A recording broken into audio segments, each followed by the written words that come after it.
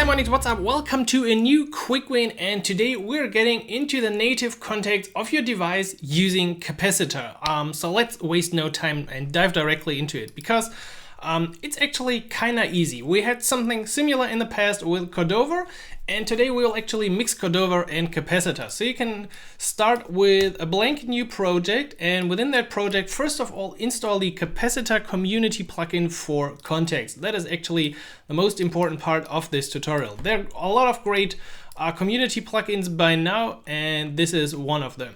It will do the job of getting your native device contacts a lot better than the Cordova plugin did in the past. You might have experienced a lot of delay when loading the contacts, but this is like instant, and I actually don't know why the Cordova plugin was that bad. Anyway, besides that, if you also want to use some other native functionalities, like sending a message or starting a call for that contact at any point in your application, you can also go ahead with these packages: Ionic native call number and Ionic native SMS, and then the according Cordova plugins simply installed with npm installed. Actually, that's a Cordova plugin. Not sure why they didn't give it the Cordova name. Anyway, once you're done with this, go ahead, run the first Ionic build and add the platforms so we can configure the platforms. Because in order to get the contacts, we need to apply a few changes to our files. So the first one is like the standard one we always got when using community plugins. You need to import the package of the contact, and then you also need to add it in your initializer. It's currently quite hot in Germany, not the best weather to record, I just noticed. Anyway, once you're done with this, just quick, it's inside Android app source main Java, then your package name. So make sure this is your real package name, and then the main activity, and that's actually my script, which shouldn't be there. Let's remove it quickly. Then for Android, second one is to get the right permissions.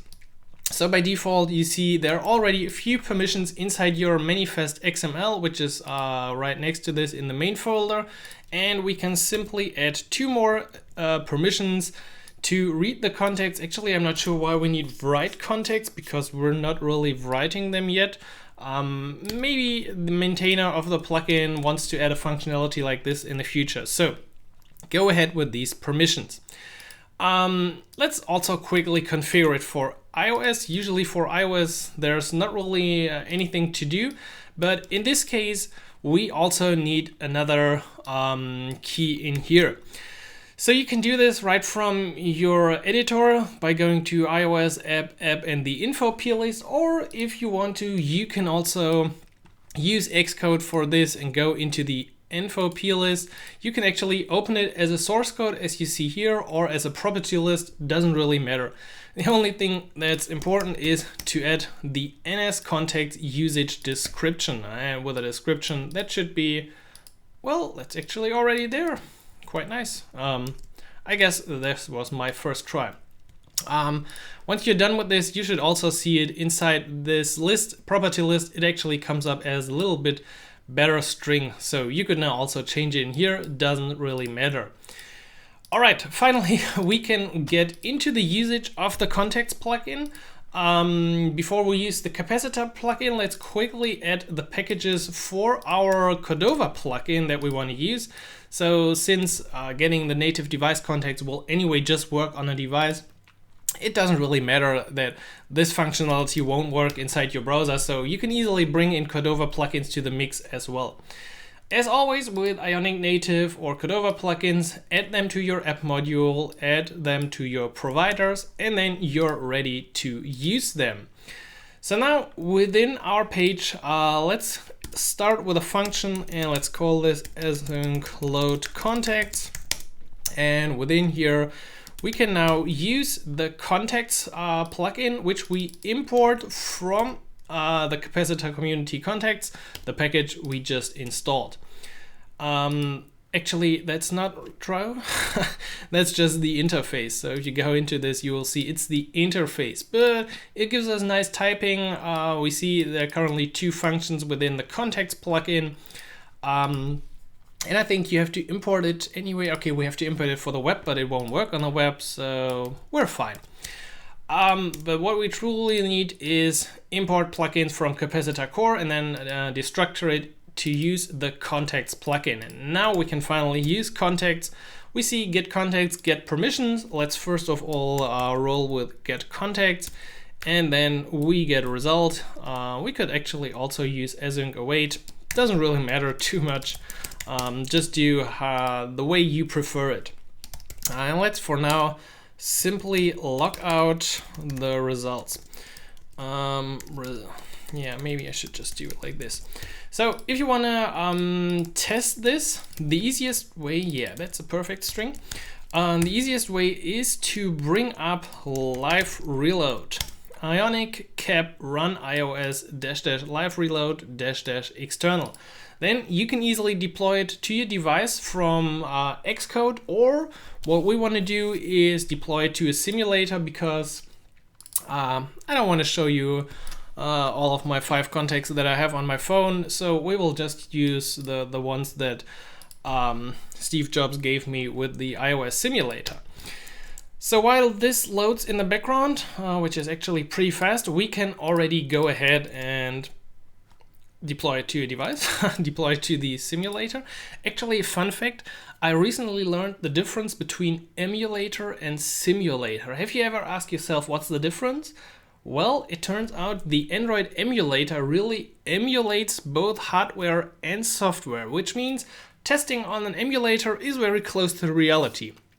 iOS, this device is called a simulator because it simulates the behavior on a device, but it actually uses the hardware of your machine. So if you want to shine at work, tell them the difference between emulator and simulator next time.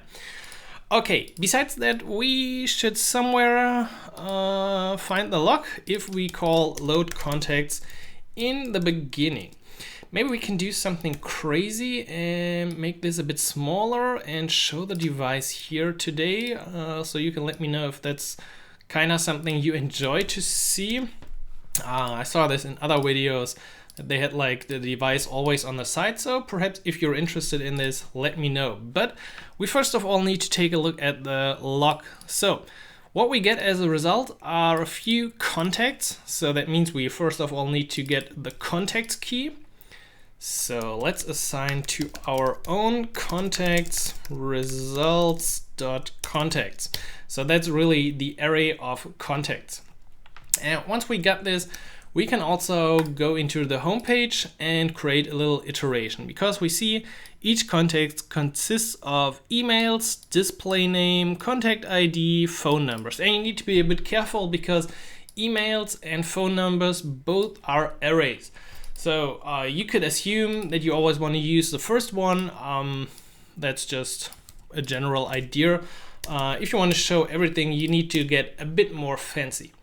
So let's use a sliding item, and within the actual content of that sliding item, let's put ion item and label. We can use the display name. I think that's what we saw, right? The display name, and we can get from either phone numbers or emails the first entry. Let's use the phone numbers. So see phone numbers and the first entry. If that person doesn't have a phone number, this will bring you in trouble. So perhaps you should add a little filtering. But now we immediately see with the live reload, we got the names of these cool people, especially John Appleseed, best guy.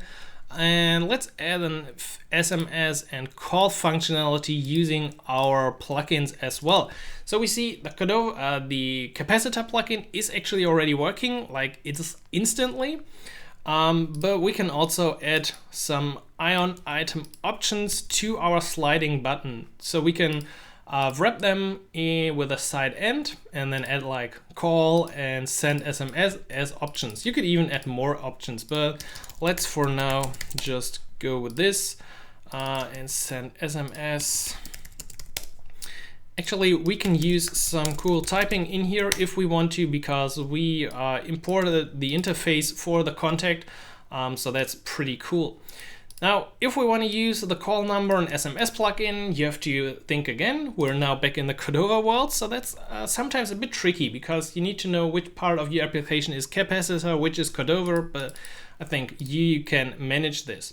And we can import them just like we did in the app module from Ionic native call number ngx, inject them in the constructor, and then use them to either call the number, which is just using call number. I think is that actually, yeah, is call supported is also something you could check, but you can simply use call number and then use the phone numbers. And with our typing, that's actually pretty cool. So you really see everything from the contact. What's the second param?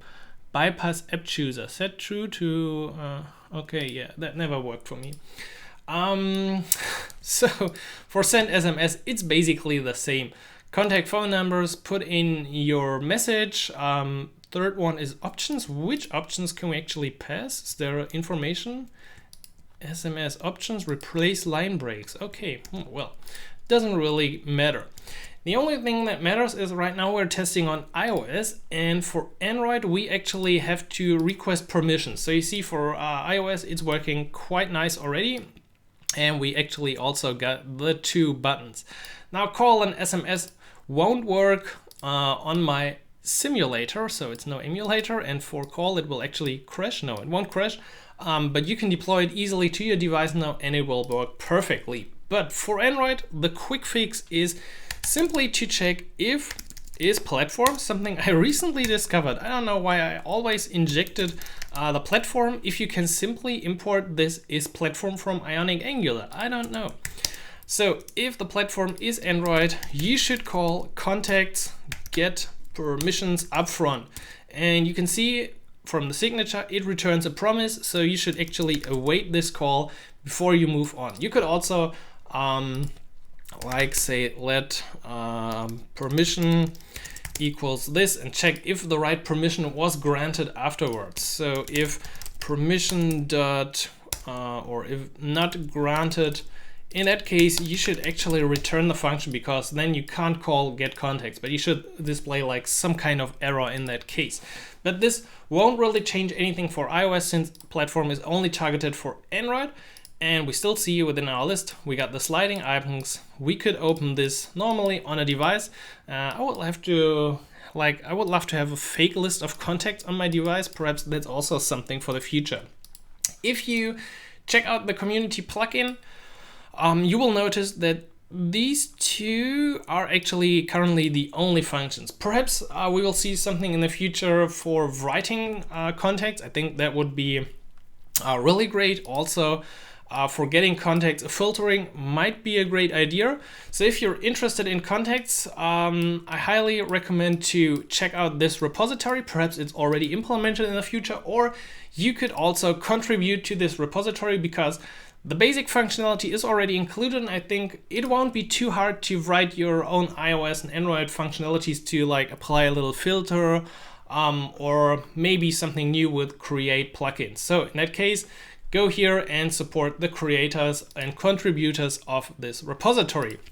Now, I hope you enjoyed this quick win on using the native device contacts with Capacitor, also in combination with a bit of Cordova for calling and SMS services, and also the wisdom about the simulator and emulator. So I hope you can use this in your applications, and I will catch you next time like always. If you enjoyed this video, please hit the like button and stay subscribed so you get notified about all the new tutorials, quick wins, and other app development and web development videos on this channel. If you want to learn more about Ionic with in-depth courses, a community of like-minded developers so you can learn and build your apps faster, you should definitely check out the Ionic Academy, which is my code school to help you with everything Ionic, with a huge library of courses, material, and a supportive Slack channel so we can get your app out. I hope you enjoyed this video. I will see you inside the next video. Have a great day and happy coding. Simon.